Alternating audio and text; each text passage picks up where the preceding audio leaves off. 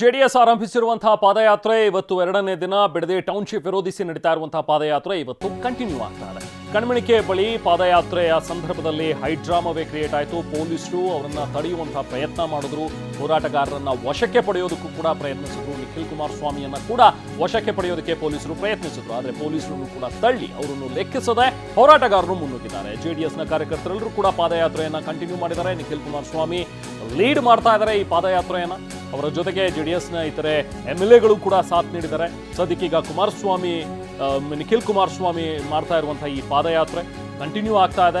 ಇವತ್ತು ನಾವು ಎಲ್ಲಿವರೆಗೂ ಹೋಗಬೇಕು ಅನ್ಕೊಂಡಿದ್ವೋ, ಇವತ್ತು ಸಂಜೆ ಎಲ್ಲಿ ಹೋಗಿ ವಾಸ್ತವ್ಯ ಹೂಡಬೇಕು ಅನ್ಕೊಂಡಿದ್ವೋ ಅಲ್ಲಿವರೆಗೂ ಕೂಡ ನಾವು ಪಾದಯಾತ್ರೆಯನ್ನು ಮಾಡ್ತೀವಿ.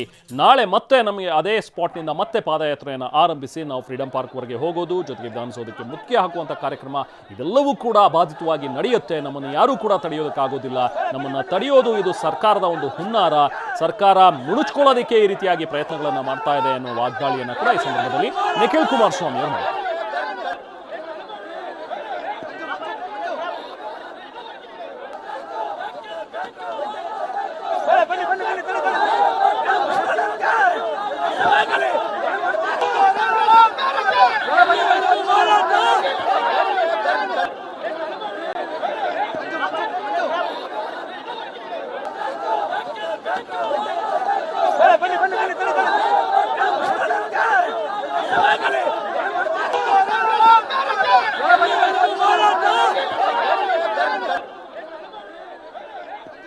ಪ್ರತಿನಿಧಿ ಸುನಿಲ್ ಕೂಡ ಮಾತನಾಡಿಸಿದ್ರು ನಿಖಿಲ್ ಕುಮಾರಸ್ವಾಮಿ ಅವರನ್ನ. ಈ ಸಂದರ್ಭದಲ್ಲಿ ನಿಖಿಲ್ ಕುಮಾರಸ್ವಾಮಿ ಅವರು ಹೇಳಿದ್ದೊಂದೇ, ನಮ್ಮನ್ನ ಯಾವುದೇ ಕಾರಣಕ್ಕೂ ತಡೆಯುವಂತಹ ಒಂದು ಪ್ರಯತ್ನ ಎಷ್ಟೇ ಮಾಡಿದ್ರು ನಾವು ಅದನ್ನ ನಿಲ್ಲಿಸೋದಿಲ್ಲ, ನಮ್ಮ ಪಾದಯಾತ್ರೆಯನ್ನು ನಾವು ಮುಂದುವರಿಸಿಯೇ ಸಿದ್ಧ ಅನ್ನುವಂಥ ಒಂದು ಮಾತುಗಳನ್ನು ಕೂಡ ನಿಖಿಲ್ ಕುಮಾರಸ್ವಾಮಿ ಈ ಸಂದರ್ಭದಲ್ಲಿ ಹೇಳಿದ್ದಾರೆ.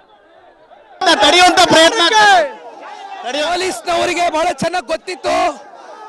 ಇವತ್ತು ಸಿರಿ ಕನ್ವೆನ್ಷನ್ ಹಾಲ್ವರೆಗೂ ಹೋಗಿ ಇವತ್ತು ವಾಸ್ತವ ಹೂಡಿ ನಾಳೆ ಇಲ್ಲಿಂದ ಫ್ರೀಡಂ ಪಾರ್ಕ್ ಹೋಗ್ತಕ್ಕಂಥದ್ದು ಈಗಾಗಲೇ ಎಲ್ಲವೂ ಕೂಡ ಹೇಳಿತ್ತು.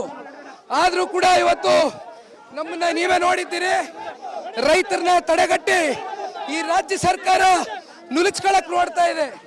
ಆದ್ರೆ ಯಾವ ಕಾರಣಕ್ಕೂ ಕೂಡ ನಾವು ಬಗ್ತಕ್ಕಂಥ ಪ್ರಶ್ನೆ ಇಲ್ಲ, ರೈತರ ಜೊತೆ ನಿಲ್ತೇವೆ. ತಡೆಯುವಂತ ದೊಡ್ಡ ಪೊಲೀಸ್ ಬಂದೋಬಸ್ತ್ ಕೂಡ ಮಾಡಲಾಗಿತ್ತು. ಇದು ಪೊಲೀಸ್ ಅಧಿಕಾರಿಗಳಿಗೆ ಸರ್ಕಾರ ಒತ್ತಡವನ್ನ ಏರ್ತಕ್ಕಂಥ ಪ್ರಯತ್ನವನ್ನ ಮಾಡ್ತಾ ಇದೆ. ಇರ್ಲಿ, ಜನ ನೋಡ್ತಾ ಇದ್ದಾರೆ, ರೈತರು ನಮ್ಮ ಜೊತೆಯಲ್ಲಿ ಹೋಗ್ತೀರಾ ಸರ್? ಎಲ್ಲಿವರೆಗೂ ಹೋಗ್ತೀರಿ? ಇವತ್ತು ನಾವೇನ್ ಪಾಯಿಂಟ್ ಹೇಳಿದ್ವೋ ಆ ಪಾಯಿಂಟ್ ವರೆಗೂ ರೀಚ್ ಆಗ್ತೇವೆ. ಇದಿಷ್ಟು ನಿಖಿಲ್ ಕುಮಾರಸ್ವಾಮಿ ಅವರ ಮಾತು.